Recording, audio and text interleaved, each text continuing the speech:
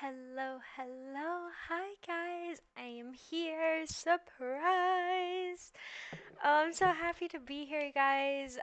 Especially like after my last announcement where my schedule is all over the place this week, but I am here. Definitely a lot. This is probably like the earliest stream that I've ever done, but it's mostly because today is the day. I just got a message from the fostering organization. Wow, I can't speak today. Organization. I can do this. Um, that we're gonna pick up our puppy today. But as far as what the rest of the week is gonna look like, I am not sure, but it's gonna take place like later on today. But yeah, I thought I would do this fun activity before I have to go. And I'm not gonna lie, I really had to carve out time to be able to be with you guys today. Um, I'm being a little bad in the sense of like I have a bunch of errands to do, but I thought I would squeeze in some very important art time. It's been a couple of days since I've been able to put paint to paper. That was difficult. Paint to paper. See, this is why I need to stream because I am out of practice. And to like the announcement, I felt like it was like a quick thing, so I need to get the ball rolling. But yeah, I hope you guys are having a happy Tuesday and or Monday, depending what part of the world you're in. I hope you guys are doing well with your practices. So, what I have for today. Well, I'll let people like hop onto the stream really quick just because it's a bit of a surprise time. Um, Maybe you guys are sleeping though, but if you guys are, you can definitely look at the video later because it is exciting. I got definitely a lot of goodies today. So we have the infamous acrylic gouache here. But before we jump into these bad boys, I also have my little baby pocket watercolor because my other watercolor set is just way too big to have also room for the jelly gouache. So this whole thing, if you can imagine, this whole set is the size of my sketchbook, if that, which is insane. And so, um, yeah, so this is gonna be our big boy for today, and then we have our itty bitty watercolor because the other set is probably just as humongous, and for me, I at least want to be able to like fit everything in one frame as we work on it, one at a time. But I guess like the fun experiment for today is I've never used acrylic gouache before. And so I actually had to study up on what in God's name acrylic gouache was even. I've had experience with watercolor in like art class and like basically like middle school, like where I don't know if you guys have had that experience where like your art teachers bring out like buckets of like basically like palettes of like your basic rainbow set and then these little plastic bristle brushes and then you're supposed to basically on it was funny because my school the budget was basically construction paper and oh my gosh basically we would just like rip the papers to pieces with all like the water and gunk that we would do and oh my gosh. Yes. Oh, hello. Hi. Welcome to the stream. So yeah, so that was my experience with watercolor as I kind of got into college and stuff. People started I had a lot of artistic friends who would bring watercolor pockets. So it's basically like an all-in-one, which funny enough, it's kind of like it includes this little pocket, like tin brush, which if you're on the go is great because for like little thumbnails or like little sketches and stuff, it's great, but it's been abused to death. So yeah, definitely if you can, I don't believe like I have seen like pocket brush. I'm sure if Amazon probably has it, but I do. I have to carry around. I have to carry around these if inspiration strikes me. As you can see, it's seen some adventures. It gives a character, but it gets the job done.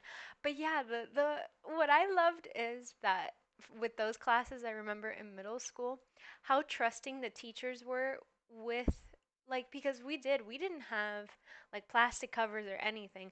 So they literally gave us a piece of paper, those plastic cases, and a spray bottle, and they're just like, go, be free. Mind you, it could be because my class was like 15 people, so the chaos. But I just remember like how much of a mess, and it turned me off to.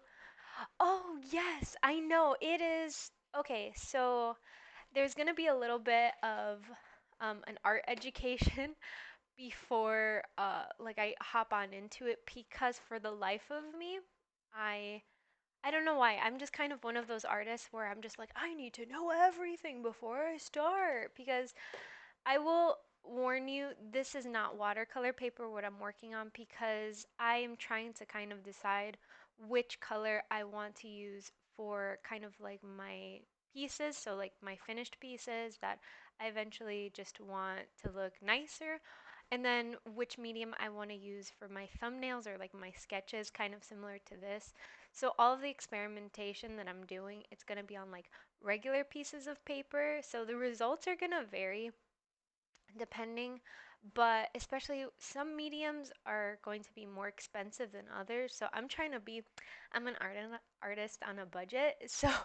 So for me, if I can make a thumbnail with, mind you, the watercolor that I'm using, it's old in the sense of like it's a couple years old, so I don't mind using it, but it's on the more expensive side.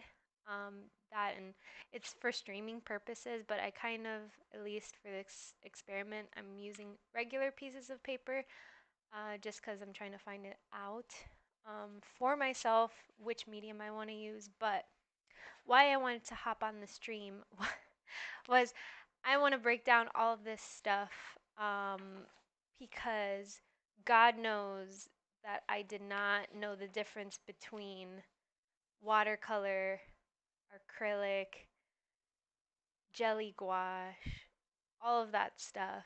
I kind of wanted, this was like 2 days of me looking at videos. I'm going to actually link at the end of the stream the video that I watched that really helped me get an unbiased view of the products. So the video that I looked at, if you guys are interested, I'll tell you right now. It's called Jerry's Artorama, like that's the name of the channel. And he had two primary videos that I took a lot of my notes over, as you can see, like just to give you guys like a little bit. This was like all the information. I'm not going to go through all of it, just a little bit. So then you guys can kind of see the differences between the three things that I'm going to be using, because at least the main question with all of this, or the main point, is how much the paint has of acrylic properties and how much watercolor properties they have, because these two paints, they behave very differently. They have pros and then they have cons. So yes, exactly. So, what I want to explain, at least on this stream, for all of my fellow novices, because for me, I've had good and bad experiences with both, but I'm very excited to experiment. This is kind of the first opportunity where I feel like I'm in a very lucky position to where I was gifted the jelly gouache. I had this from like a lifetime ago, and then I'm fortunate enough to live near a place that sells acrylic gouache for like 10 bucks. So for me, I, you know, I'm in a rare position to have these three things in my possession. So I wanted to kind of give you guys the rundown of what I've learned so far and then what we can experiment with today. So, above all, the thing to think about when picking your medium is kind of not so much the brand. I feel like a lot of people, they really hyper focus on, oh, should we try Windsor, Liquitex, blah, blah, blah, blah. There's a million billion brands out there, and I feel that, and that they behave differently with what you paint on. A lot of people, they don't think of that because as much as you can buy, trust me, listen, in this way, I have bought amazing paint, you know, like very high end, quote unquote paint, but I was never told about the type of paper to use or sketches and stuff like that, and how drastically different they can behave. Because in and of itself, um, it's a chemistry. So a lot of the times, it is good to test out products with what you have and see what results you get. So that's kind of like, I guess, if you guys can take anything away from this stream, it's not about, oh, I pick watercolor, I'm team acrylic. No, I'm saying be team experiment. Try everything as much as your budget and your time and your sanity can allow. Try, because you will be surprised with what you will find, because it just depends on the look or what you even want to play with as far as technique. So what I found in my research. Oh, and if you guys want to shoot a question, definitely in the chat, because I'm very passionate about art, so I tend to ramble. So if I go a million miles per hour, please be like, girl, slow down, hit pause. I got a question. I'm trying to be attentive to my chat. But oh, I'm very excited that you want to try jelly gouache. Not that many people know about it. It's kind of like, I feel like it got popular on Instagram for like 2 seconds and then I never saw it again. So I'm really excited that you're trying it too. Um, but yes, so watercolor. If you are a person who, um, the key element with watercolor, or I want to say the two from my research and kind of what I read up on, is that it's transparent. So it's kind of, it's not that it dries lighter, so that's like kind of a misconception. So it's kind of more of that it dries in a more transparent thing. So it's a medium that it gives kind of um, not a, I guess pastel would be like a good way to think of it, but it's more that when it soaks up in the paper, it's kind of a more solid look, so you don't see the strokes compared to acrylic, which is more opaque. So in that sense, so what do I mean by opaque? It means that it dries completely solid.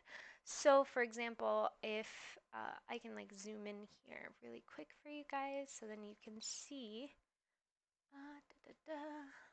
Let me see. So then you guys can see a little bit more. Going to focus. Okay. So yeah, and then I'll move the cameras. Oh, there's a disturbance. Okay. So, can you guys see okay?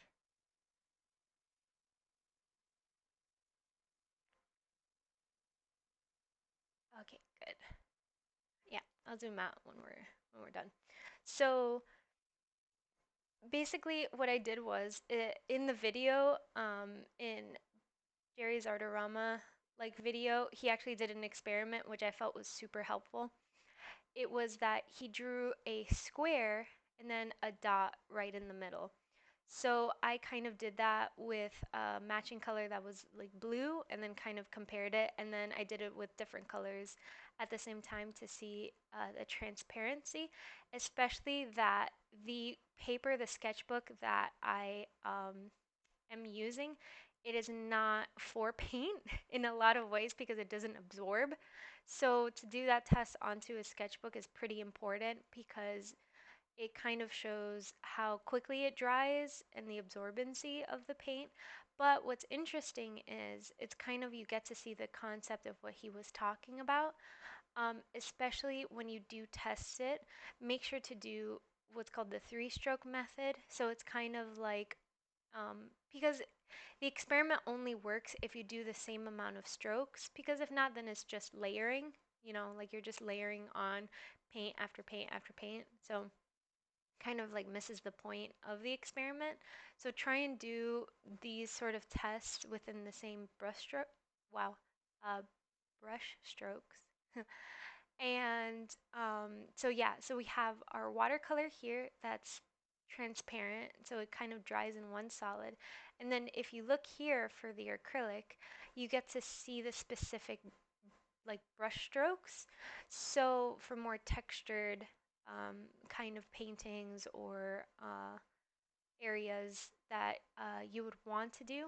And also the main thing with this too, and it's kind of in the name, it's that watercolor is water soluble. So basically, to thin out the paint, it is you use water to make it more transparent, or basically for the color pigment to be lighter. Not so much lighter, but like more transparent, if you say.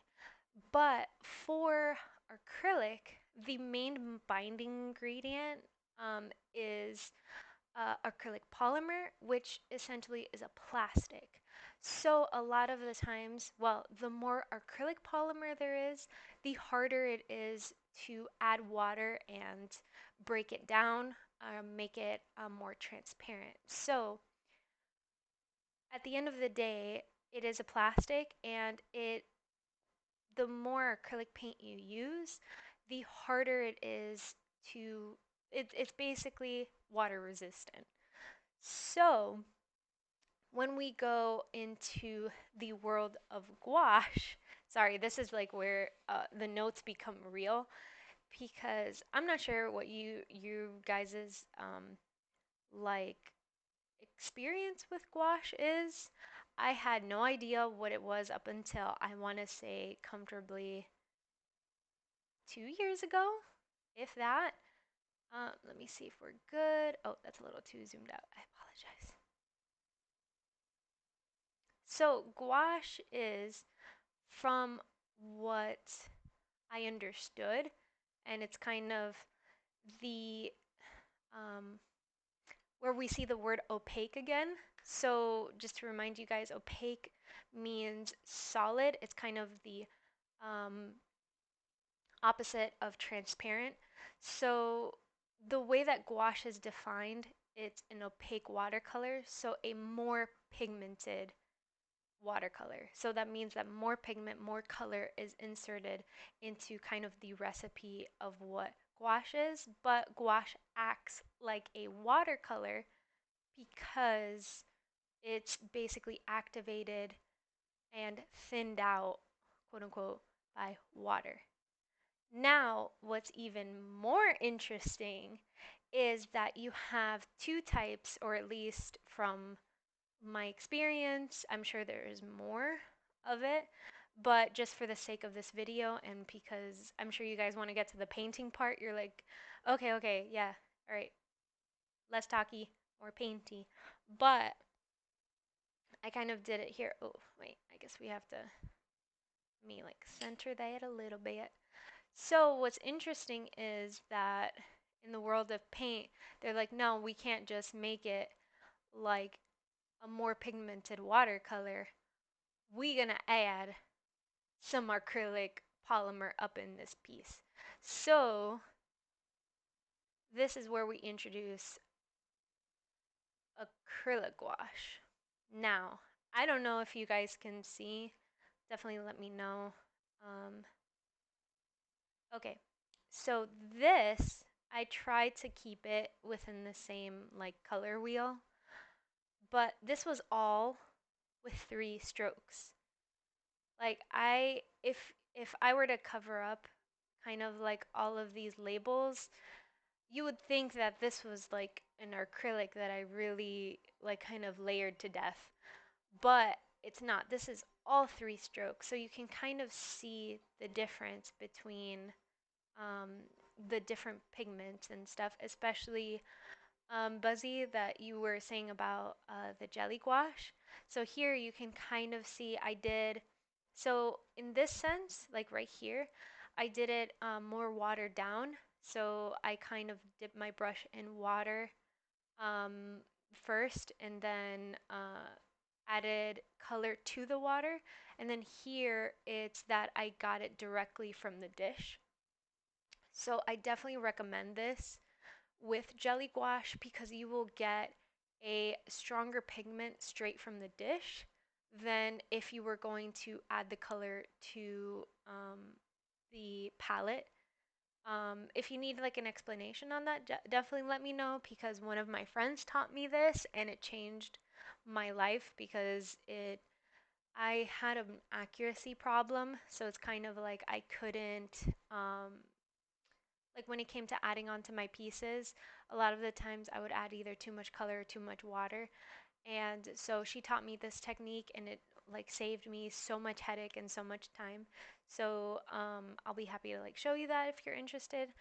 And then, yeah, so you can even see here, like the main difference between acrylic gouache and then jelly, where it's basically acrylic gouache is very pigmented.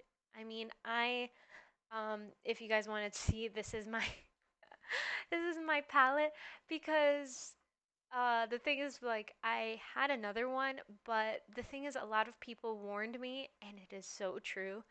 Um, that when you're working with acrylic gouache, it's exactly like working with acrylic because it has those plastic pieces in it. Um, it is very difficult to wash off once it's dry. It can be slightly reactivated. So, like, let's say I guess we can put that to the test. I heard I can reactivate it a little bit, but a lot of those under pieces is stuck to the plastic. So because a lot of my palettes I use watercolor, I was kind of freaked out. So I was like, okay, we're gonna use this plastic. I'm telling you, you can turn anything into into a like basically like a palette thing. So yeah, I do have a palette for the jelly gouache, which I've washed, like hand washed very easily.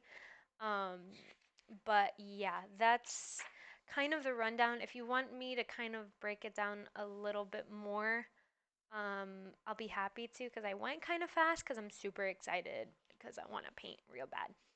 So we're gonna go in with our watercolor. So yeah, basically at the end of the day, the uh, the thing to just know is that all of these paints behave differently on different surfaces. Watercolor, basically thinned out and transparent with water. Um, Acrylic paint is basically binded with plastic, so then it is water resistant.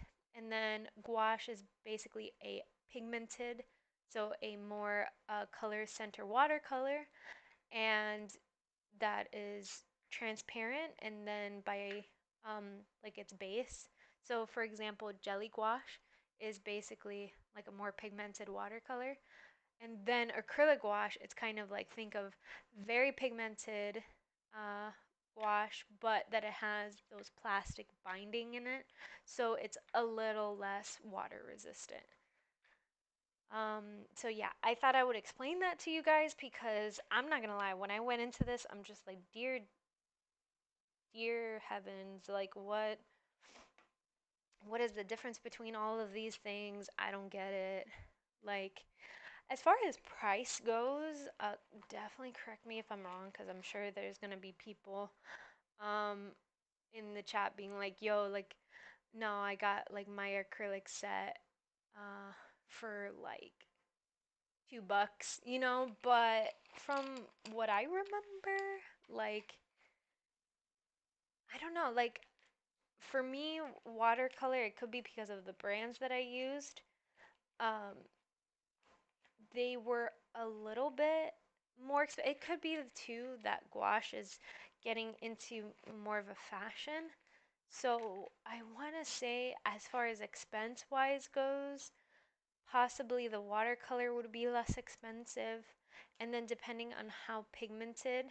But I don't know. I found this whole palette, at least when my sister-in-law like gifted it to me. I kind of looked on Amazon for the whole set and I don't know, like Definitely correct me if I'm wrong though.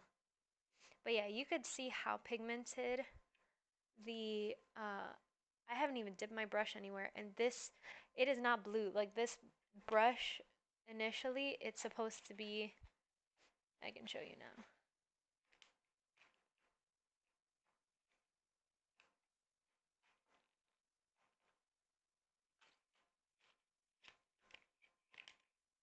Yeah, it's supposed to be like that, and then from one use of uh, the acrylic wash, it is like permanently blue. I'll probably get my Dawn dish soap out soon, but I'm trying to like clean it. Oh, also, I will let you know kind of the method to my madness as I paint. Um, oh, right? Like, mind you, this is just what, look how much, look how much I used even. Um, and it's pretty stuck on there. I used kind of my recipe that I've used over the years has changed, but a good, especially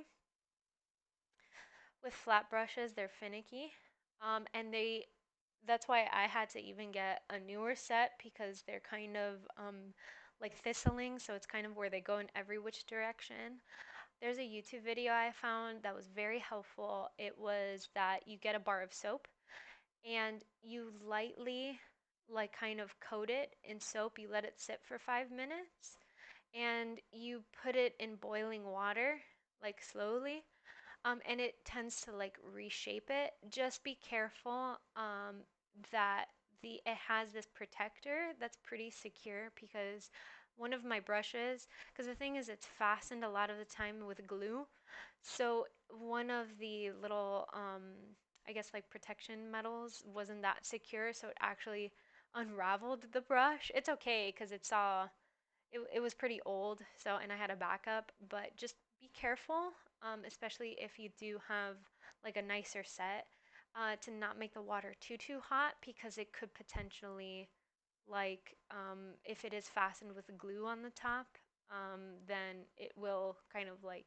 soften or melt, and then like the bristles will like, yeah, yeah. Uh-huh. Just learn from me. This is why I have this. So, okay, so what I'm gonna show you is kind of the setup that I do that saves me so much time. If you don't have the table space for it, I completely understand. But this is kind of, it saves me. Where I lived before, I used to be able to paint right next to the sink, so it wasn't that big of a deal, but now I have a different setup. So what I do is that I have, especially I'm working with different mediums, so I have 1 cup of water for what I'm actively working on. Then I have another cup basically to put my dirty water. So you're gonna see, especially when, as you can see from the acrylic wash, it is extremely pigmented. So I want to say if you're working between warm and cool colors, try and clean your water. So try and work with whatever tone that you're working on. And then when you switch over to the warm or to the cool, clean out your water because it'll save it from being murky. And I recommend, now you can do whatever you want, but for me, I like working in cooler tones and then warm. But honestly, there's no rhyme or reason. It's just the way that like my brain works. And then I have another container for just water. So just my supply of clean water. Um, but yeah, you don't have to do it that way. That's just a system for me because I don't have a sink. But if you have quick access to a sink, like, um, and also I've seen, which is pretty nice, they have these like brushes that you can like put in the bottom of your cup so you can like clean like your brush like with kind of like a surface under, um, which is pretty helpful, especially when you're working with acrylic base. Not so much watercolor. Watercolor is much more forgiving. It cleans out easier because that's what it's meant to do. But when we're working with acrylics and when we're working with acrylic wash, it's going to be a little tough rinsing it out and kind of going from color to color. So if you can get your hands on something like that, I recommend it. So we're gonna go ahead and swatch. I'm gonna start with our Windsor baby over here. Oh yeah, and I drew mushrooms. I didn't even explain that because I've been really into like cottagecore lately, so I'm feeling it. I officially joined my first Facebook group of cottagecore, and oh my gosh, oh my gosh, it's everything aesthetically that I could ever want. Oh, and they have such beautiful like cosplays too. I'm telling you, if you guys ever have uh, the thing that like changed the game for me as far as my studies was discovering um, Pinterest. That there's like art sections for Pinterest, and then um, okay, I'm just choosing my weapons here. I'm probably as much as I want to do. So I use flat brushes to swatch. So it's gonna be kind of similar to what we did in the other streams where it's kind of like I pick a corner and I kind of pick out the colors that I want, and then I use another brush to actually paint. Now I'm just kind of picking. See, this is what I'm saying happens to brushes when, and two, it's most likely I'm being a bad artist and like kind of smushing all of my paint brushes. But this is kind of what happens. I don't know if you guys can see really well. Do like, wait, maybe if I do this, maybe. So basically, where it just bristles out a lot, and just be careful, like when you use brushes like this, because it'll just be a little bit more, how can I put it, inaccurate, I guess, in the strokes. Like it's not impossible. It's just it kind of has this like fuzzy look to it. For like if you're doing backgrounds and stuff like that, oh, grass, it's completely forgiving. But if you're doing something like, I do not recommend using a brush like that's like bristled out like that. If you're doing line work, it will, oh my gosh, just lots of frustration. So just try and either like do kind of like that soap technique, or let's see. I haven't tried this one in a while. See, I can never figure out which. I may have to bust out my new ones. I was gonna kind of save it, but I did. I got these like rounded ones. I'll show you guys what I mean. So I got these calligraphy ones just because I needed more of like a rounded, and then these more detailed. So yeah, this is definitely, I would recommend um, these for um, detail work, and also I'm going to learn from my mistake and keep the plastic that covers the brush. I took that for granted and I thought that bristles were indestructible for whatever reason, but try and keep the plastic, especially on the detail brush, because you do not want to have that bad boy fizzle out. To tell you the truth, I'm not even sure if that's the appropriate way to like describe it, but for me it's like they look like a bunch of like just stray hairs like going all over the place, like a scared cat. That's what, like for me, anytime I look at it, that's what it reminds me of. So I'm just picking out my brushes. Okay, so we're just gonna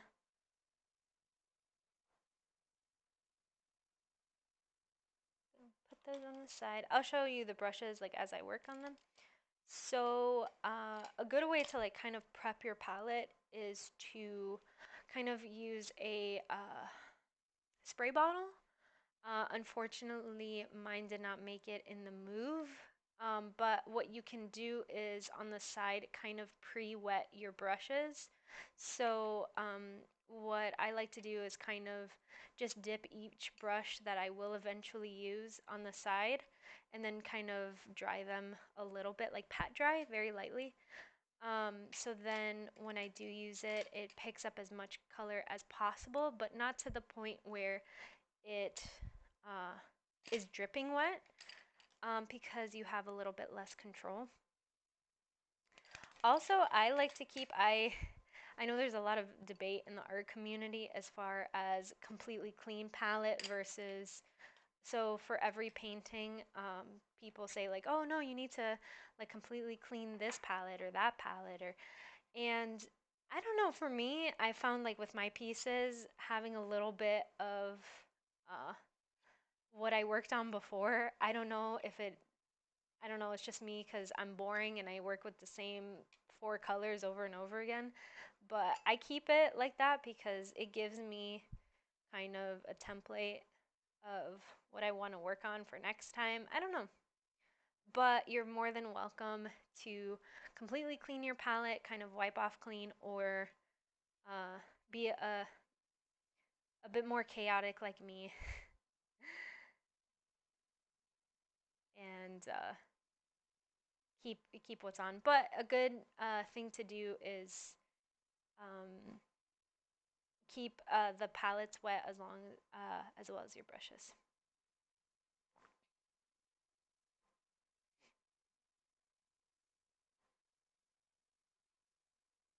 I'm just like swatching the colors here, and you can't see, but I have like kind of like my paper towel that I kind of so then you guys can see it's like I wet my brush, I go into the color a little bit, and then I kind of like dab it here on the side or the corner, and then I swatch it.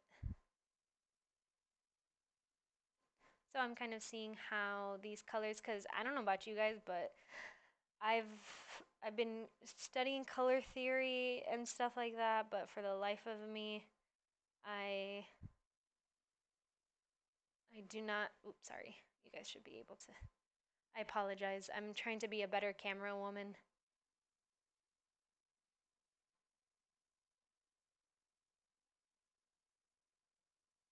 Ooh, that's pretty. So I'm pretty happy with those colors. So we just have like a burnt orange, a yellow, and a blue. I did kind of mm, like three separate sketches that were a little different. So I'm kind of happy with that. So we're just going to do a wash. So it's kind of like a overall background that eventually we are going to layer over. Now I know with watercolor, it's a little bit finicky with layers, so I'm most likely going to, I'm trying to see if I want this size or like a little bigger, because I don't know why, like there's part of me I kind of want to do a mixed media, like where I'm gonna do watercolor and gouache, but we shall see. Just gonna take one of my angle brushes real quick. Apologize.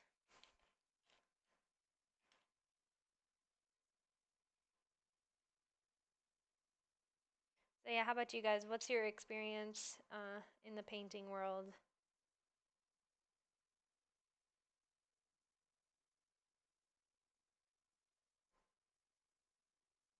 Are you happy by it? Are you sad? Is it a little both? I love this brush because I feel like it gives me more like control on the angles. So I used to use like a flat brush, and for whatever reason, oh man, I just would skip so many corners, and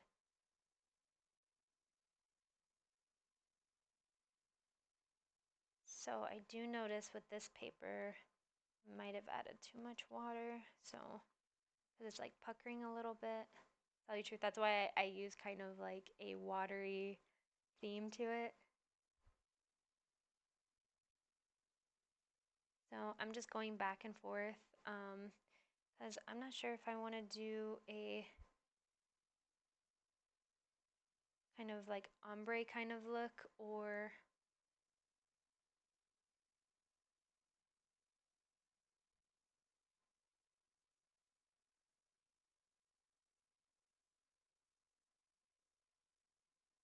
like where it's like darker in the bottom and like lighter on top. Especially I'm noticing the paper is kind of puckering under the water, so it doesn't have that much forgiveness when it comes to it. So what I'm gonna try and do is kind of go over it very lightly with my brush. Anytime you see that happening, pause, do not panic when you see kind of that puckering on the paper. Just give it a pause, let it dry as much as possible, because I will warn you, it's happened to me before where I try and frantically fix it and then I tear something, which will probably happen on this stream. I'm not gonna lie. It has happened to me many, many times and it is a-okay. Just like give it some time, let it rest, and then try and work on another part of the piece. That's kind of where my mind goes. It's kind of like, whoa, wait to fix it. Because no matter what, I know watercolor is one of those things where layering is impossible. Trust me, it is. Because the funny thing that is explained a lot of the times, like where you hear, oh yeah, water, like it's activated by water. It's activated by water, and it's like yeah, and it's also activated by paint. So because paint inherently has ingredients that are hydrated, so even if you use, let's say, like another medium of paint, by the end of it, it will unintentionally or intentionally uh, reactivate it, so it'll like lift. Um, So just be a little careful before layering anything on that section. Um, but I did learn at least uh, that it does pucker. So in case you guys can't see. Oh, also what helps is the kind of pencil I used. So it is uh, watercolor pencil. I did not know these existed up until 3 years ago. Very helpful, especially for those of you who are um, like me, that I don't know what I'm doing up until the very last minute. So it will help you kind of dissolve those harsh edges of whatever you're working on. So it'll kind of help it, like kind of, but you have to be, um, I recommend testing it out with whatever palette you're using. So I've worked on this before to like where I'm like, oh, okay, it kind of goes with what I'm talking about or like what I'm using. So I know it'll dissolve, but in a lot of palettes, in a lot of like, they don't have strong enough pigment for it to disappear. So, and it'll also peek through with uh, certain colors. So just experiment, guys. It's, I want you guys, at least at the end of any stream, to feel inspired, confident, go out, buy like as much stuff as you would want. I don't know about you guys, but I have a lot of guilt when it comes to getting art supplies. I feel like, oh, I feel selfish. I feel like, oh, I shouldn't. But by the end of it, this is a craft. Like, this is something that, oh, I'm just going to go in really quick just because I don't want to. So, what I like to do for my golds is kind of go in with the lighter version of it. It's possibly going to turn a greener tint just because I have that blue. But it is okay. It's going to add a little bit more depth. And just going to go in. So since I've already learned that the paper puckers, I'm just going to give it a little time to dry. Looking at my chat, making sure everyone's good. Please don't be nervous, guys. Like, I know I'm talking to myself as much as you guys. I get very easily intimidated by paint. But by the end of it, we're all learning. Even if it's something like where it doesn't turn out the way that you want, it's okay. You learn something from it, you know? I know for me, I get really invested in the pieces I do, so I completely understand. but there is going to be a point where all that pain and all that frustration, it's going to pay off.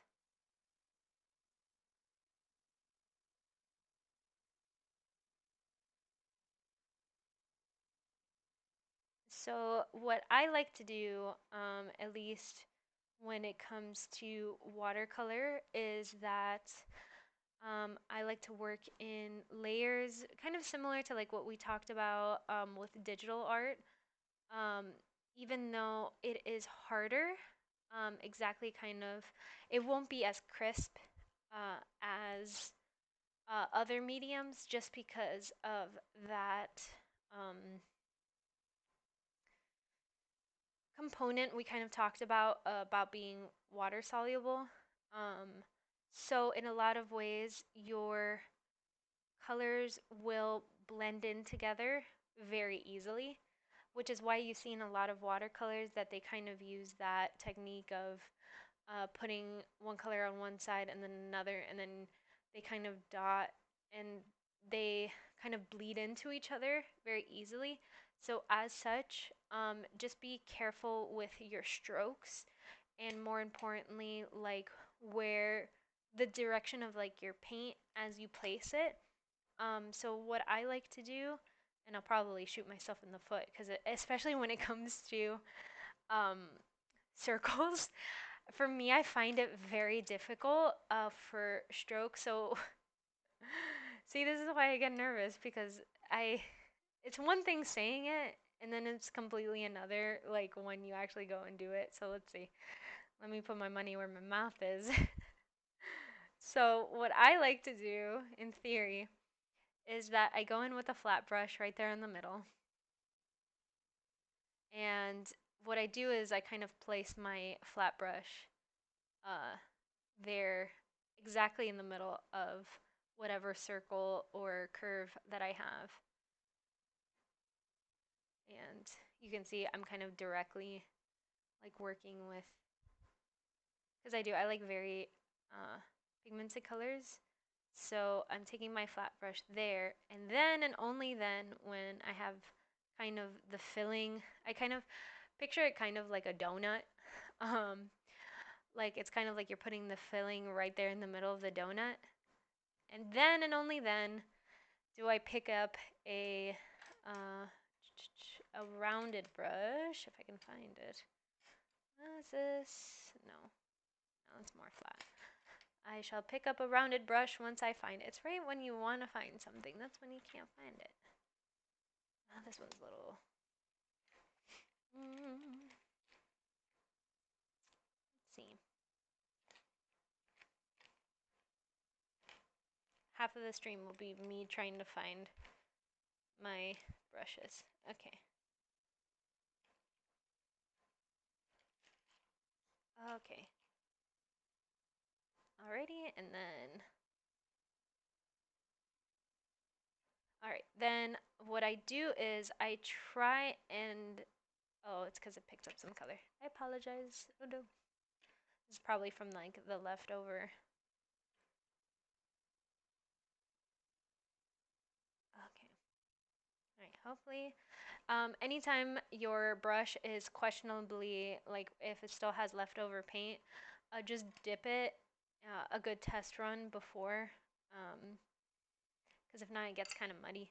So what you can do is like kind of wet it, dry it a little bit, and then try and see if anything comes out on the side. I'm gonna give it one more go just in case, especially when it comes to rounder brushes, because fun fact, when it comes to round brushes, the color will pick up from not only the tip, but I remember at least from like there was like the way that you describe it is the heel and the toe.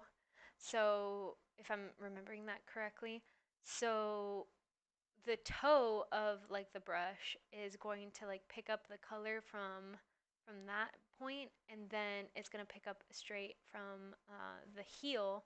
So just when you clean it, like make sure that when you drag your brush, it's from every angle to make sure, because there will be most likely like paint left over somewhere within the brush. So it's kind of um, flat brushes are a bit um, easier to like pick that up on if there's leftover color, but rounder brushes, just because of the kind of cone aspect of it, like where it picks up paint not only on the toe, but also the heel, then just be careful. I hope like that description was okay. If anything, I'll just like describe it as like the tip and like the base, if that's easier. But anywho, so now that we have a clean brush, what I do is that I dip it in water and I try and use as much of the existing paint as I can to extend out, and try not to add um,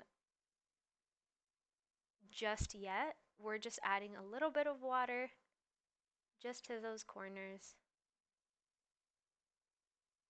just to have it a little bit more controlled and practice for adding color, because I like to have a bit of a cleaner look to, even though it is watercolor and it's going to be near impossible to do so, but especially as we add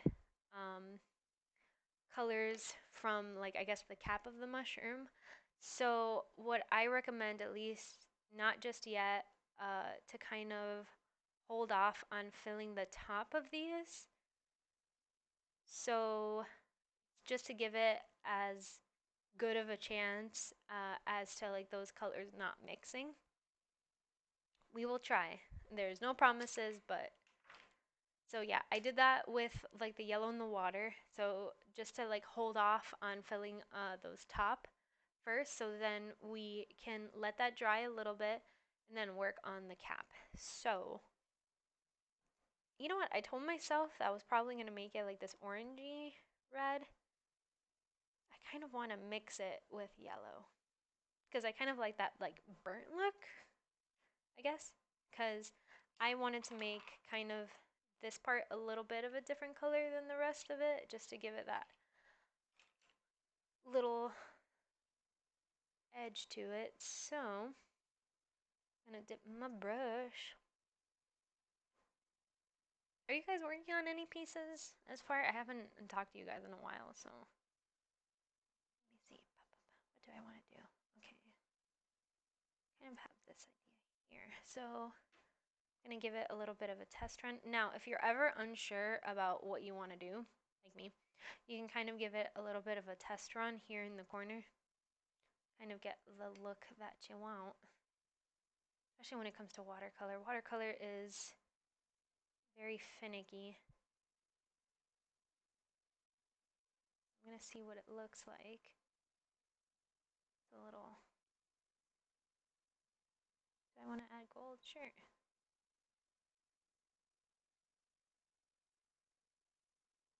Ooh, doesn't look too bad. I kind of like that. Okay. Alright, I've decided. Yeah, so I kind of had, like, let me see. So, kind of tested out the orangey color I kind of want. Here in the corner. So I kind of tested it out there in the corner, kind of like how uh, blended I would want it, at least with the yellow. So we shall see how that goes with the actual mushroom.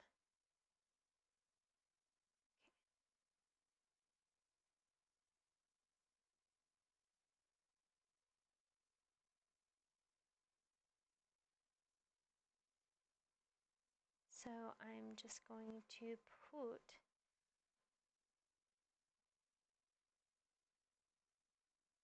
kind of highlight to it.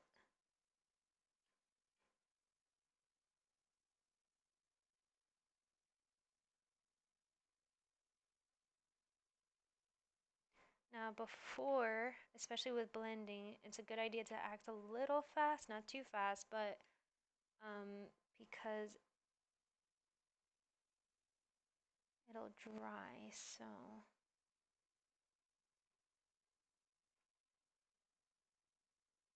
especially when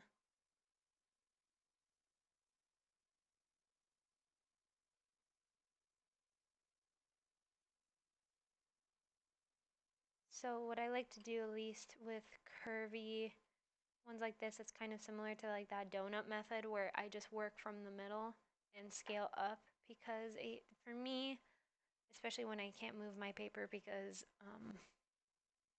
I'm like on this direction, what I like to do is kind of pull up like my brush so then I can kind of make cleaner edges.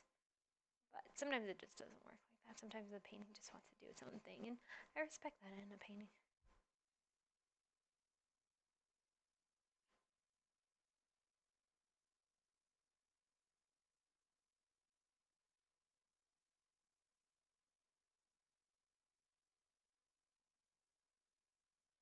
It's so funny. It looks like a little beach umbrella. Like the more I look at it, I'm like, oh my gosh, it's like a cute little beach umbrella.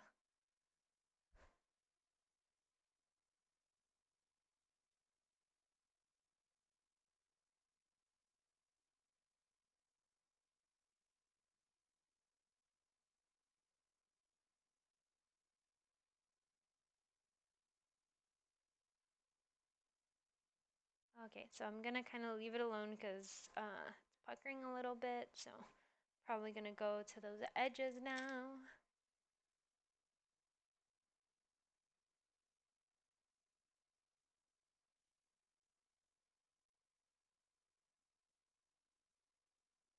I think those edges are ready.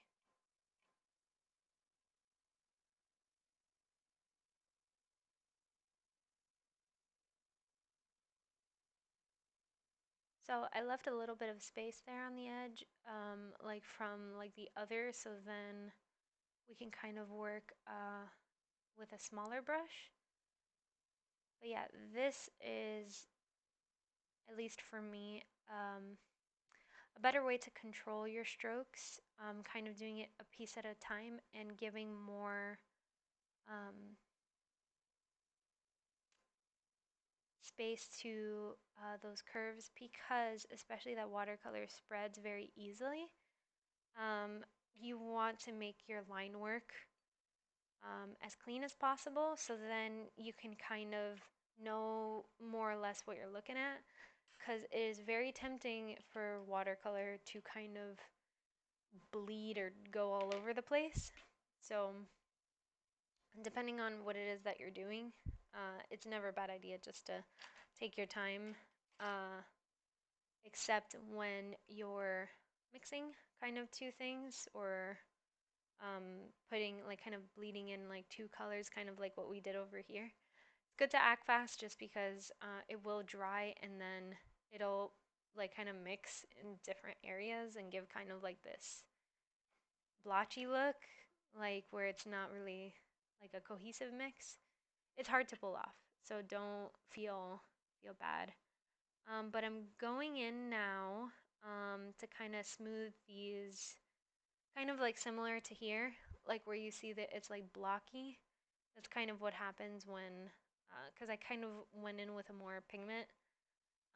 So I'm attempting to slowly add a little bit of water to kind of, but since this would be easier with watercolor paper, because watercolor paper kind of uh,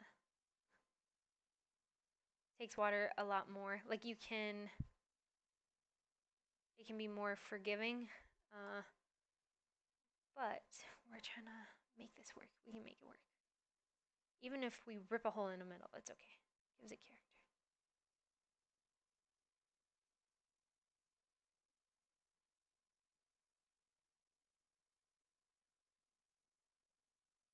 So if anything, what we can do is we can let it dry and then see what we got after.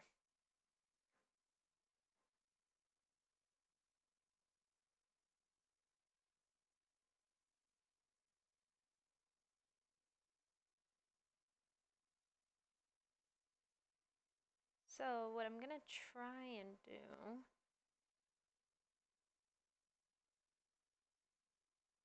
is that we have those little raindrops. Now, what essentially needs to happen is that I need to have this background done before I go into those raindrops. So whatever it is that you're gonna do, I recommend doing it from back to front because it's harder. It's not impossible. It's just harder to um, quote unquote fix things from the background to what's called the foreground, so the thing that's more in front.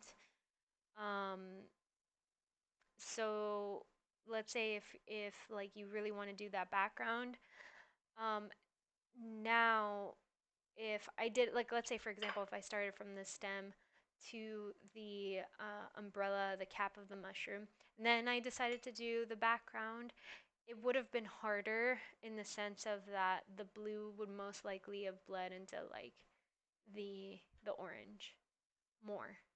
So it would have been less clear. You probably won't face that with acrylic or possibly the jelly gouache because jelly gouache has more of a pigment to it. So, but it could have that possibility just because it is activated with water. So, just just be careful. Like, really. Even if it does bleed in, it's not impossible to kind of try and like fill in that color with. So what I've done in the past at least is get a I guess it depends on the surface too because if you're canvas, it's definitely easier because I've gone in with like a white pen and like kind of corrected the line or something like that. But if it's on paper, it's harder to sell because it will turn out like kind of more bumpy. So it depends on, I guess, by piece, like what to. But definitely don't go in, don't go in with like white watercolor because it's it'll what's going to end up happening is that if you don't have something that's like let's say acrylic base or something more solid, what's going to end up happening is that the white is going to bleed into the other parts of the painting, and then what's going to happen is it's going to look like a white stain. I only laugh not because if you made that mistake, it's because I did that. I of all things, it was an eye. So I was drawing a character, I was drawing their eye, and their part of the eyelash was crooked when I outlined it. And I thought I could correct it with white watercolor. And what ended up happening is that it looked like there was like a white, like dust flake on the eyelash, and it looked, oh man, whew, it was tough. It was tough to, because then you just have to like recolor the whole thing at that point. Um, but yeah, so what I'm gonna do now is attempt to um, kind of go in with a smaller brush and see if I can. I try and go from the edges to kind of scope out how it's looking.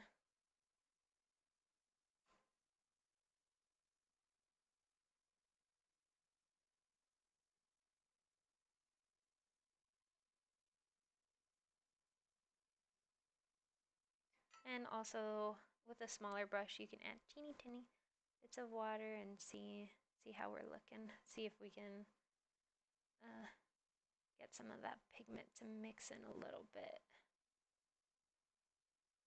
Make it look a little bit more. And this also helps for when you have little white spaces here and you want to fill it in. You don't necessarily have to go in with color. What you can do is get a little bit of water on your brush and try and spread. Now what I am going to do is add a little bit of color and see how much. So when you do add color and you want a little bit more control of like let's say if it's too much, what I recommend is just patting it down on the towel and see kind of like on the edge. So then not that much comes out because it's pretty pigmented when you start like a new color. So like for example, I ran out of the blue, so it's gonna be pretty difficult, especially on smaller travel palettes, to like get the same saturated, like the same kind of color out of it as I did previously. So what I do is I go in, I pat it a little bit, and then I go in on the edges and kind of see kind of what I'm working with, and I see it's kind of the consistency that I want. So then I'm safe to kind of go in. And I kind of rinse and repeat up until, but doing like kind of that towel. Oh, sorry, that's my phone.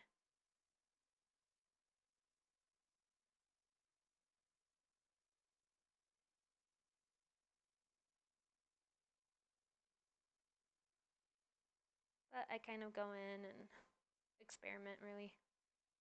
It's not until you try that you really get an idea of what it is that you want.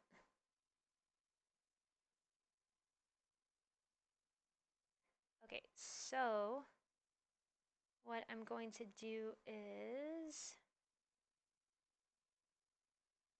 let that dry for a little bit because because I'm washing the color this way, I want to do something else going this way. I'll probably get it like more puckered looking, but I gotta try. Okay.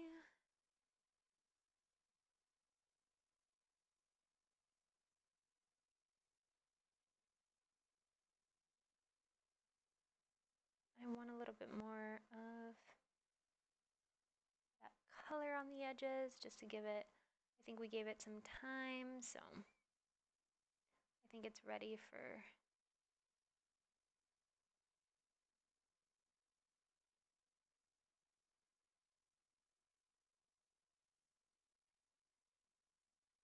I'm sorry if I stop talking at some point. It's just for whatever reason doing things on the edge, it like puts me on the edge. Oh my gosh. Never would have thought.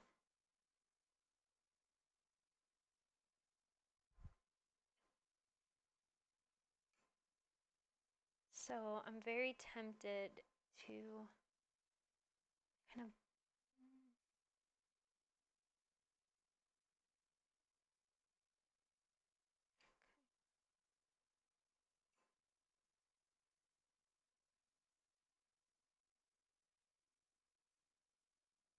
Okay, I want that to be a little bit more vibrant, I guess is the word I'm looking for. Let's see.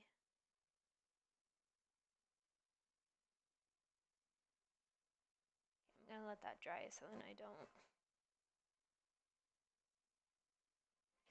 Alrighty, so since I don't know why like this part is really bugging me to like where it looks like it's like a straight line. So I kind of want to go in with a bigger brush and see if I can wash it down a little bit, but again, kind of scared to, just because I don't know if the paper can take it, but you know what, let me work on the stem so then I don't break the paper. Like give it a little, see, like this is where my true colors, like really, I am impatient. I'm an impatient person, and all I want to do is just like as soon as I see something, I'm like, I want to fix it. But like these things, they're a little delicate. They're a little delicate. I feel like that's why I'm gonna like acrylic wash, because acrylic wash is like bold, and I want it to like. Honestly, it's kind of like how I did digital art. So for me, I want to. Now I'm curious because I went and I wonder how it's going to. You know what, I'm gonna leave it like that and see how it dries because I do this with watercolor paper and it soaks up nice, but I have no idea how it's gonna behave with regular paper, so we shall see. But yeah, that's definitely something that See, this is why when you see things like that where it like puckers and stuff like that, don't feel bad.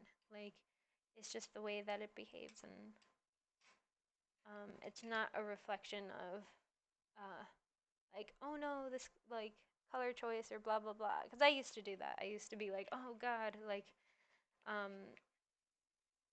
like I put too much or this and that, and in reality, it's because the paper's not meant for watercolor. It's just it's a little overwhelming, but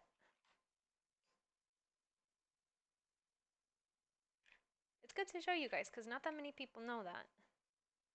People think like, oh, I'm just bad at watercolor. It's like, no, no, no. Sometimes it is the materials. It's techniques and stuff like that, of course. Um, ooh, wow, look at this blue. Look at that. That is vibrant.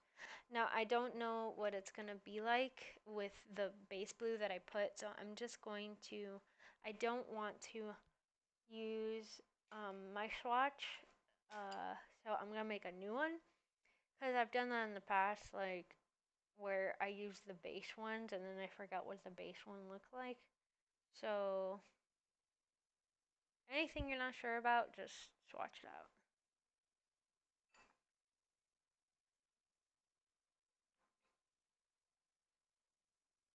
Okay, gonna let that dry a little bit.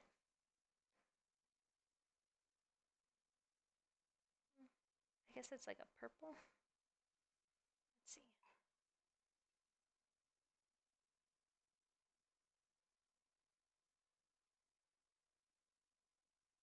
Very vibrant.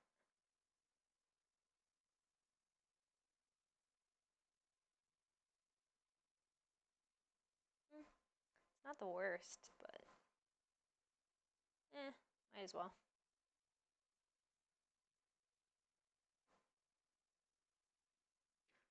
Let's see. Try it on the edges.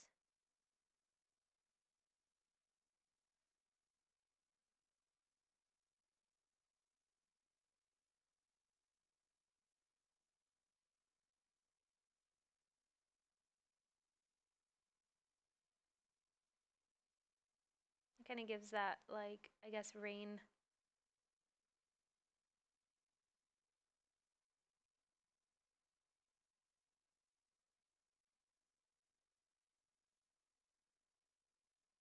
See, I got real quiet because I was just like, oh my god, is it working? I don't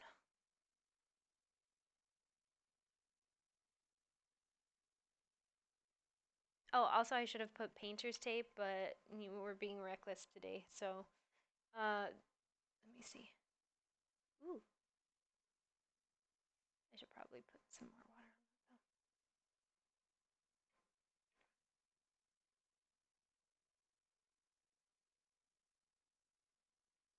Ooh.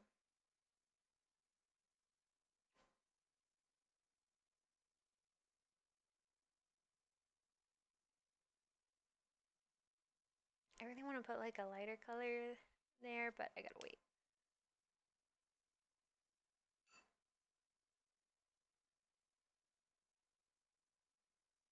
Okay, pat pat. Kind of go through.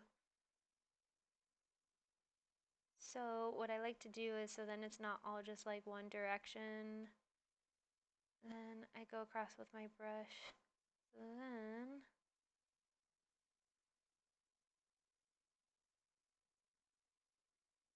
okay. Yeah, definitely when it dries I gotta outline this bad boy. So I'm gonna leave it alone. I know it's hard because I'm a person who doesn't like to leave things alone. But let's see. I really want to make like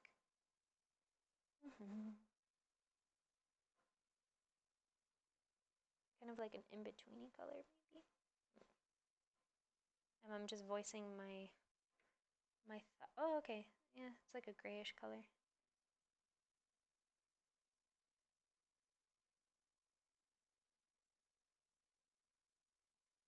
Oh, maybe add cloud. Oh my gosh, why did I just think of that? Like to add clouds in the corner? I'm mad at myself. See, this is why I draw things 3 times because I just had the realization that maybe I wanted to add clouds. Dang. And it's okay.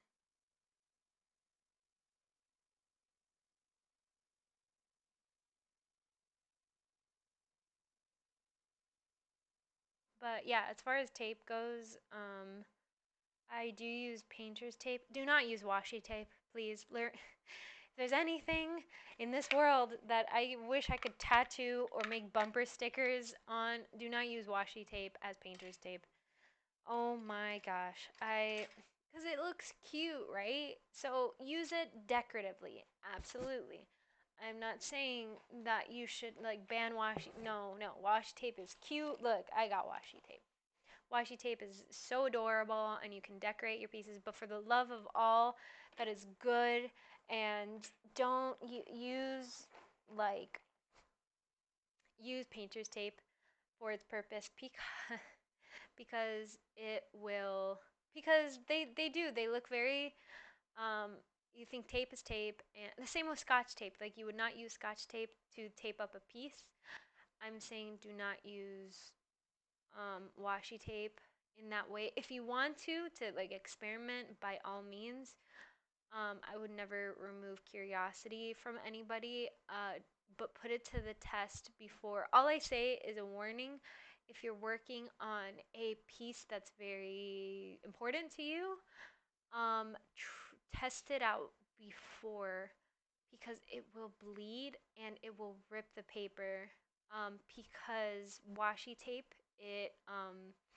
especially with watercolor, it will kind of disintegrate. And what's unfortunate is that a lot of washi tape is pigmented on the print. So what will end up happening is that when you go to remove it for whatever reason, um, or you want to adjust it, because it's happened to me where I was like, well, washi tape, it's like decorative, it's like a decorative border, so, and it also serves a function, but when you go to, like, let's say move it, or let's say you get paint directly on it and you want to replace it, um, like, it will, like, a lot of the times, like, the paper will pick up the print, or it will, like, destroy the paper. So just be careful, like at least put it to the test before you use it. Or what you can do is use painter tape and then put the washi tape after for kind of like that border effect. Like I can bust out my sketchbooks. I use washi tape for like clotheslining, for borders, for all that stuff. It's super fun. I completely agree. And you can get a lot of inspiration from like the patterns and stuff. I love it, but just save yourself the headache if you're working on a beloved piece. I got my painter's tape from Michaels, but Amazon, I believe, sells it cheaper and in packs, so it goes fast. So if you can get something that, like, I'm kind of taking a risk, but because I'm not technically these are all like sketches for what I want to do, to like kind of experiment, but yeah, if especially for watercolor paper and stuff, that it's kind of sturdier, so it's kind of like stock, so it's more forgiving, but on paper, I will tell you, it will rip it to shreds. Okay, so what we're gonna do is, I'm not sure what color to make. Oh, okay, so look, like our thing dried, so it kind of blended pretty good with that. So yeah, I guess we can use some watercolor method on this. But yeah, you'll see like the little ridges and stuff like that. So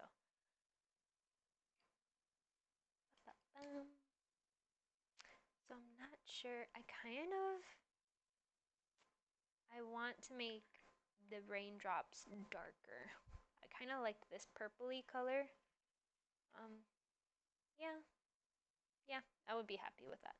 So I think that look would be nice. So I'm gonna swatch the dark color, so then I want to make sure. Like I'm even super tempted to just use the watercolor pencil. Let me see. Kind of the look I'm going for.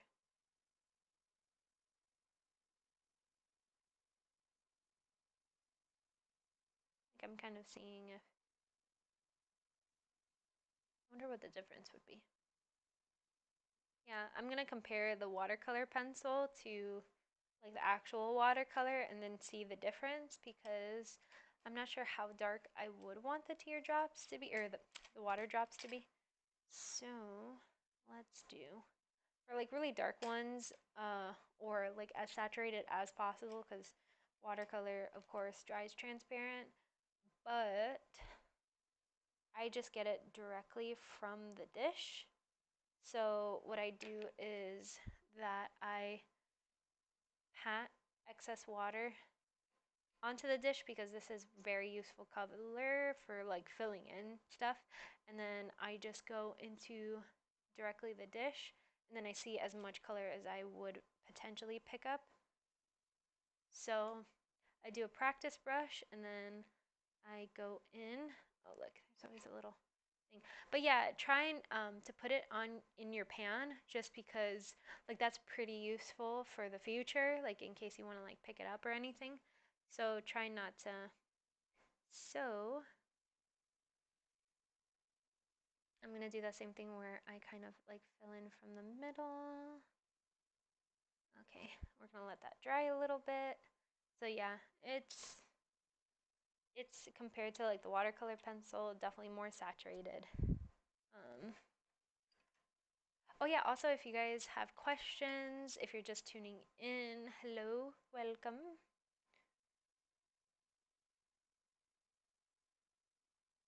Tell you the truth, ooh, look at that. Wow, that's crazy. So it's kind of like the lighter version of the paint that I put in. So that's pretty cool.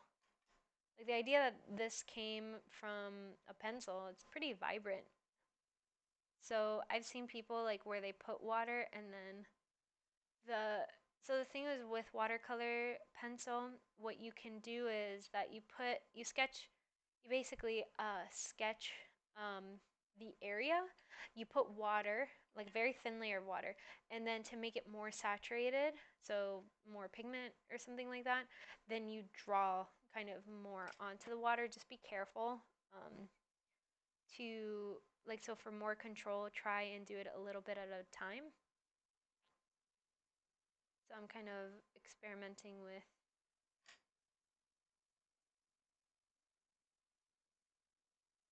Huh. Yeah, it's almost like it feels like a little bit more vibrant. I don't know. What do you guys think?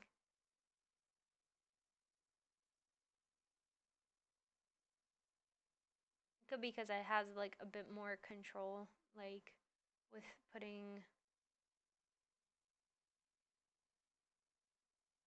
I never would have thought. Tell you the truth, like I look at paint and I'm like, oh yeah, that's gonna be much more saturated in color, but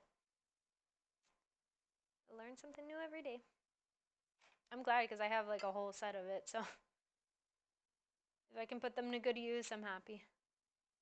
I've just mostly been using them for sketches, so. Ooh, sorry guys, I gotta look at the time. Okay, no, we're good.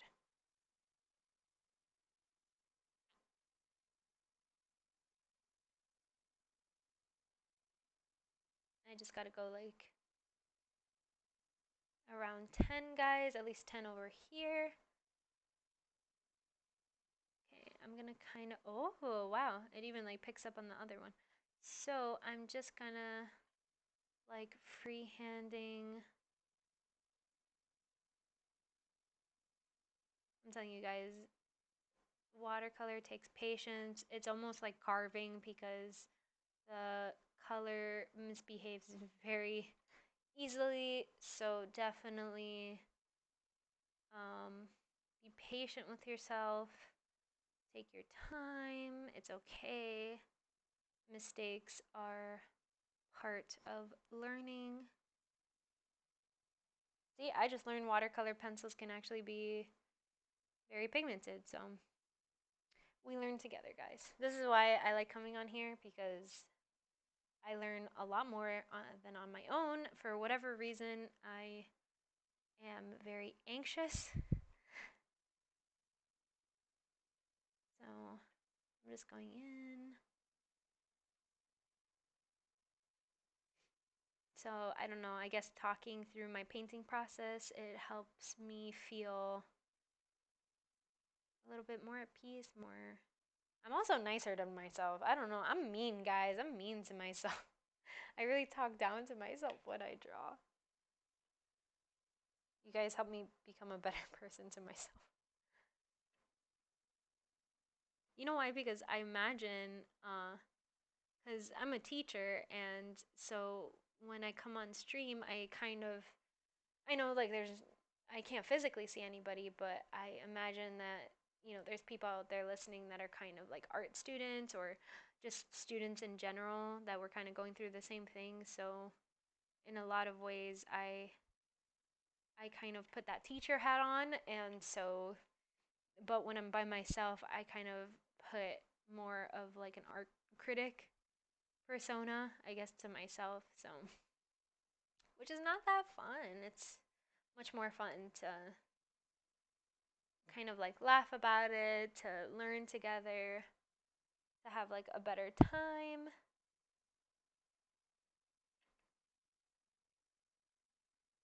I don't know. I like those memories. Like drawing with like my friends or doodling or, and it's funny because I've never thought of like art as something to be, and I know it exists obviously, like, but when I was introduced to art, it was more of a bonding thing. It was more of an education thing and not competitive. So all of the competitiveness I put on myself, nobody placed it on me, is what I mean. So I don't know. Do you guys have that experience too?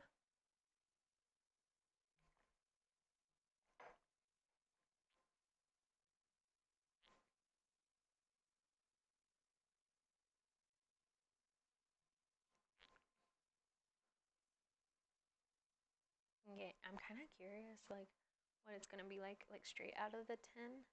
I don't know. Okay, I'm gonna try. I'm gonna try. I've never done it before, so. Wow, that is. Ooh, I think, yeah, that's as much as I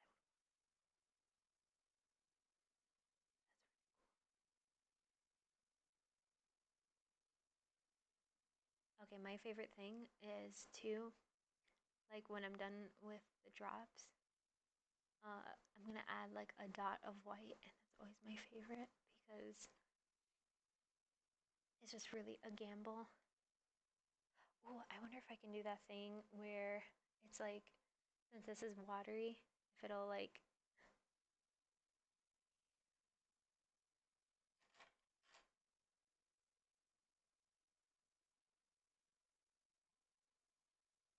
okay.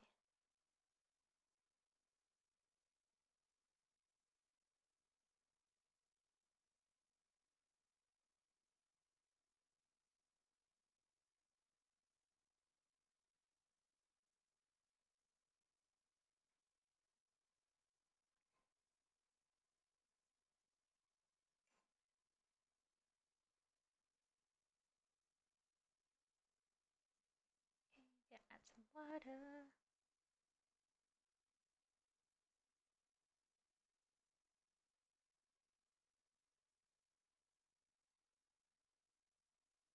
Okay, this one for whatever reason,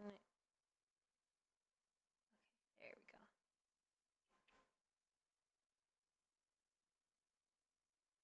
Oh, this poor paper. This poor paper is getting so abused. Okay, I'm gonna go work on the umbrella before like the paper like just screams in agony.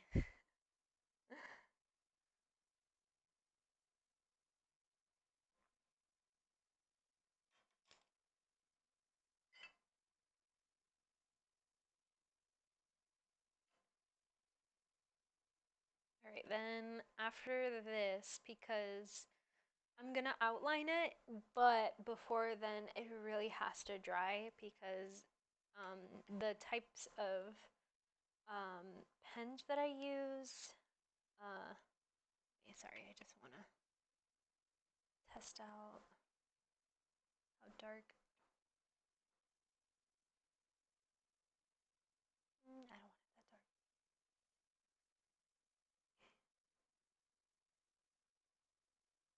it's probably time for me to like switch my water too because I'm getting a little bit warmer. So as you can see, my water is blue, like Gatorade blue.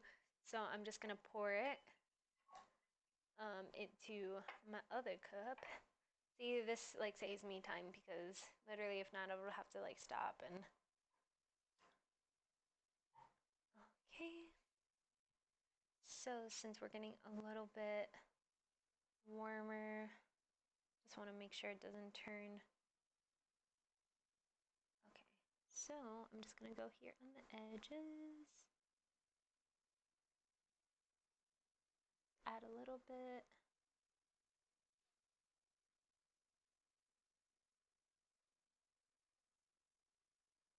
Yeah, I do it with the edge brush when I really um,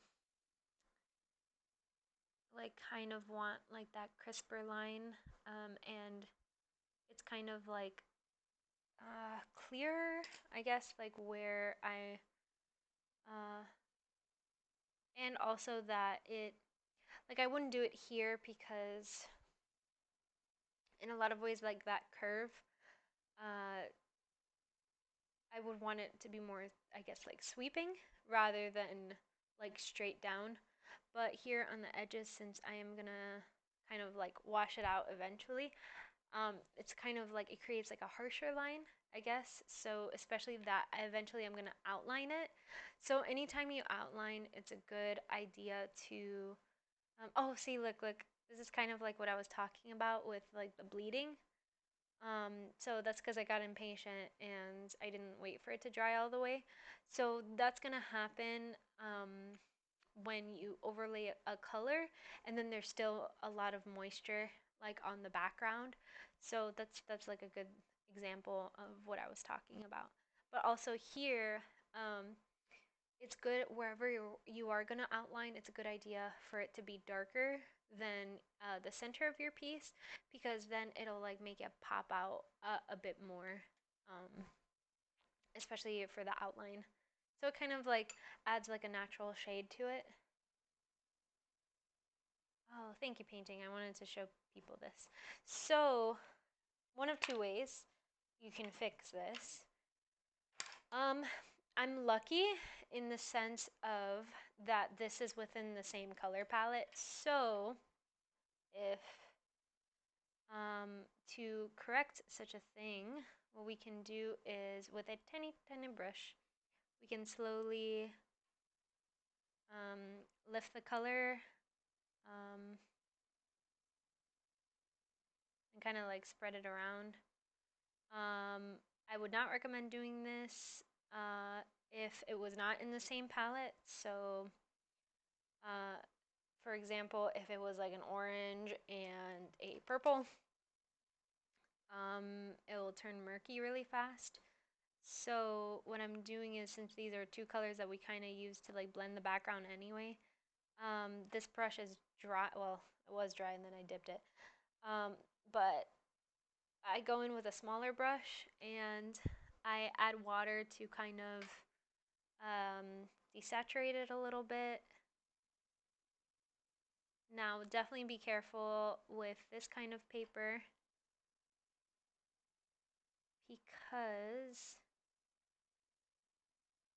it will most likely break apart even faster. So let it dry, and then with a dry brush, kind of like remove it from like that area. I definitely would not recommend doing this with colors that like have nothing to do with each other. If that's the case, if you get bleeding, kind of like what we talked about before, try and get a white marker, like a something like that, when it's completely dry. Do not do it when it's still wet. And kind of go in because it will do kind of what you're seeing here, where it's just bleeding into like the other section of it, and by no means add more water by a larger brush. This brush is completely dry, so I'm comfortably pushing the paint away. but more water will just kind of infect the other.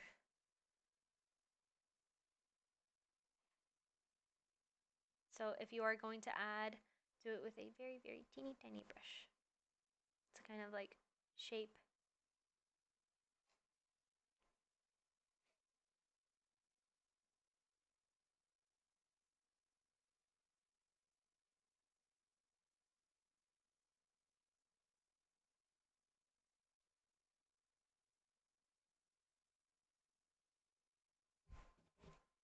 So what I'm gonna do is I'm gonna let that dry for now and then kind of get some water and then see if I can dilute it further. But for now, we gotta let it dry so the paper doesn't break because that's most likely what's gonna happen.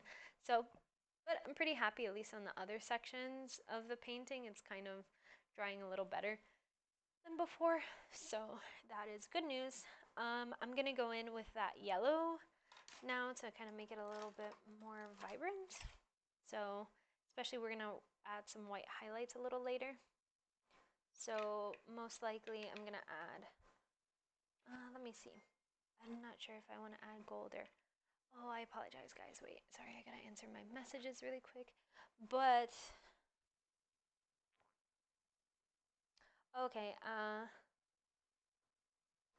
oh, sorry guys, 1 second.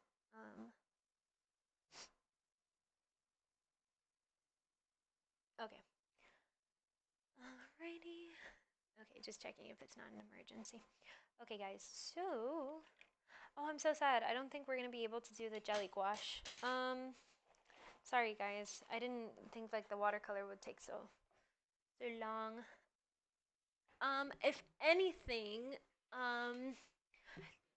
are you guys like super eager to see like the whole process with the jelly gouache?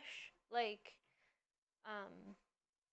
because unfortunately I have to leave in a couple of minutes. But what I can do is, if you guys, I can hold off uh, on doing the jelly gouache until like our next stream.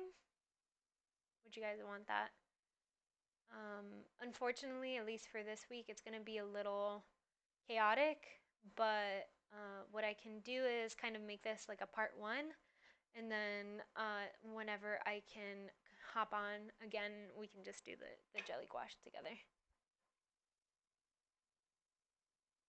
Because I was tempted to kind of start this and then kind of just take photographs of the other parts, but what I can do is just hold off until, I guess it's that patience thing that we were talking about before. Okay, so I'm going in with my brush. I know we talked about waiting, but I'm impatient. I apologize. Okay. Alright, so I'm gonna clean the brush.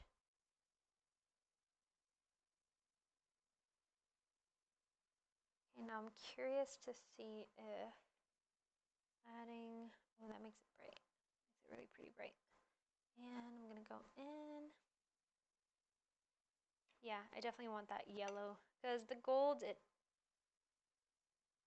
doesn't pop. Yeah, I want to like pop a little bit.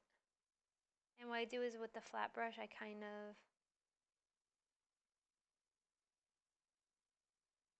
because eventually I will add like a white to it, so this gives it kind of like the illusion of like a brighter sense.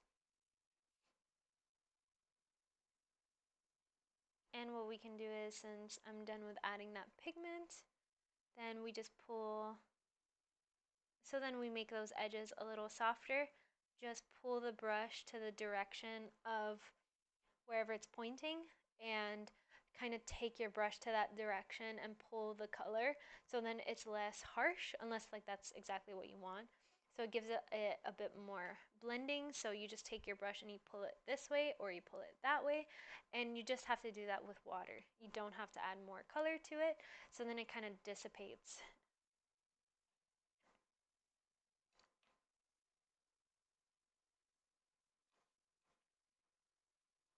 So I kind of want to soften those lines a little bit.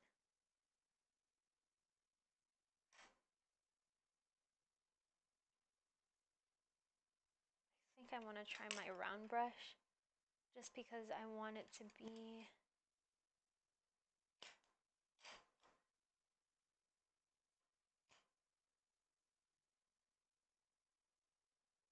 now this one I definitely have to be careful because it still has like that.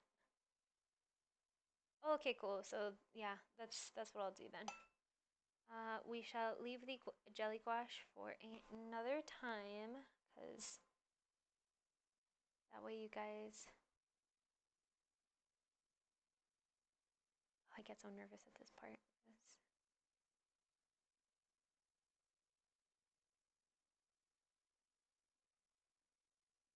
Because it either goes one of two ways. Either it goes really great or it just turns into like a bloody mess. Like, where it literally looks like. Okay, just gonna pull the color a little bit here, a little bit here. There's some white spots, but I'm kind of hesitant to fill those in until I kind of see how the rest of it dries.